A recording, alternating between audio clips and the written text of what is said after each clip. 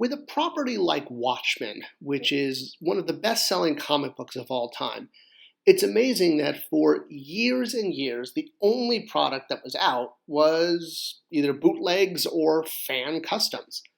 Now we live in a world where Watchmen toys are pretty easy to come by. There's been multiple companies that have made them.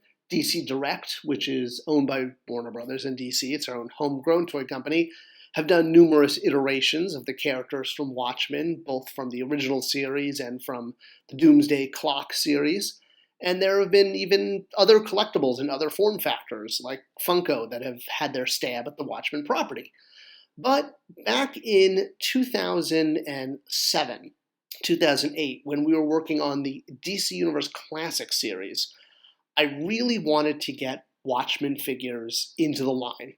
I was a huge fan of the book, having actually read it on my honeymoon. I mean, while I was sitting out at the pool during the day. Boy, I better stop talking about this now. But the point is, that was the first time I read it was as an adult. I never picked this book up as a kid. And I was absolutely mesmerized. I was blown away by how well written this was. It was unlike any other comic I'd ever read. But it wasn't part of the DC universe. It was part of Vertigo, which was a different license. It was a sub-print of DC. So for those of you who have been living on planet Mars and have never heard of the Watchmen, no pun intended with the planet Mars joke there, for those of you who have read it, Watchmen is a very, very deep comic book. It is a meta-comic book in many, many ways. It's about the superhero genre. It has comics within comics within comics.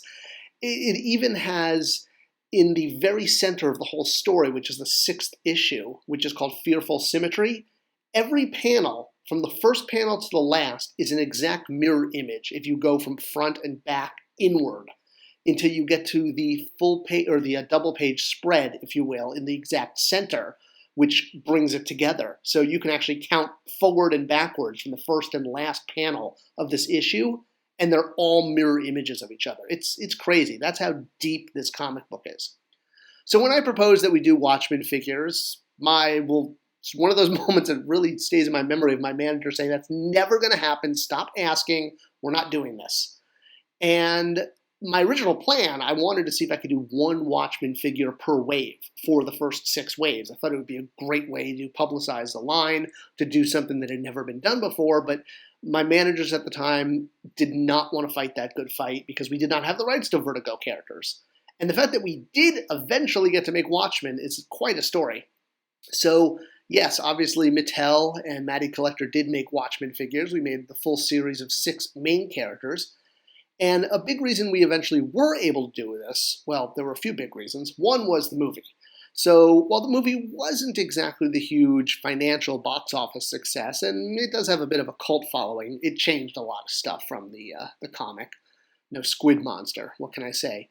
But the movie did break the barrier that for the first time we at least got Watchmen figures. Granted, they were based on the movie and not on Gibbons' artwork from the finite 12-issue series from 85, 86. But at least we had something. And I remember getting the Rorschach from this set. And there were other things like mini-mates and other movie merchandise. But what really, really changed things was the prequel series that DC put out called Before Watchmen, with spotlights on different characters, and this is what kind of unlocked the property for us. Previously, in 2001, DC Direct had shown prototypes of Gibbons-style Watchmen figures that never happened. And I'll never forget this. I was talking to Kevin Canary from DC Direct, who's an awesome guy with an awesome beard, and we were walking at New York Toy Fair, and I saw him in the hall in the front when the day was at an end, and I ran over to him, and I was like, Kevin, I want to talk to you about Watchmen again, now that DC is doing the prequel comics. And he said that, okay, he would let us do it, but we had to use the sculpts from the 2001 series. These had never been released, basically because Alan Moore put his foot down and didn't want Watchmen made into merchandise, which my personal apologies to Alan Moore since I helped make them into merchandise. And this project was squashed, even though they were shown at New York Toy Fair in 2001 and in Toy Fair Magazine and some other fan websites. So DC Direct was willing to sort of dig them out of their archive and let Mattel have these existing sculpts. I made the case to Kevin right there in the lobby of the Javits Center that these sculpts were too small, they were a little too short, and they weren't in scale with the rest of the DC Universe Classics figures. And I made an impassionate argument to him that to do it right, we not only did I want to make them in scale with DCU Classics, but I wanted to have shared parts. I wanted to use appropriate shared parts, like things like from the Question there, or the same arms and legs from the figures, so that they would feel like a cohesive collection. And Kevin's not one to put up an argument with a good argument, so he was like, you know what, Scott, you're right, absolutely, let's do it. So, I mean, I remember this moment because it was the moment I was like, oh my God, we're going to make Watchmen figures. And I'm standing there in the Javits lobby thinking how cool this is going to be. So I really wanted the figures to be in scale. And I knew we kind of had figures that were a little bit smaller than 6-inch, a little bigger. And the movie figures that came out were a little smaller. So these were going to be exactly in scale with DCU Classics. So that if you wanted the characters to hang out with Superman and Batman and Green Arrow, it would work perfectly because it would also help us save on tooling because we could use the same parts. All the figures would come with bases and accessories, and we would release them every other month throughout the year with a new figure offered every 60 days. And some figures came with more accessories, some less. Comedian had his guns, and I think Ozymandias was the only one that came with an alternate head. He came with both a masked and an unmasked head. But otherwise, we tried to load them up when we could, and we gave them really, really deluxe packaging. So the packaging was done like a book, and it was really thick. It was quality packaging that could last. And when you would open it up, the figure would be inside with some original art, which I believe was done by Frank Varela, who did a lot of the packaging design for a lot of Matty items. And inside the book, you would see the figure was in a vac-formed plastic sort of blister without ties so that it wouldn't damage the figure. Because we really wanted this to be kind of a deluxe execution since people had waited for Watchmen figures for so long. And then if you lined up all the spines of the book, they would make a brick wall that said, "Who watches the Watchmen?" And I remember Frank actually had to recreate that art because DC didn't have it for us.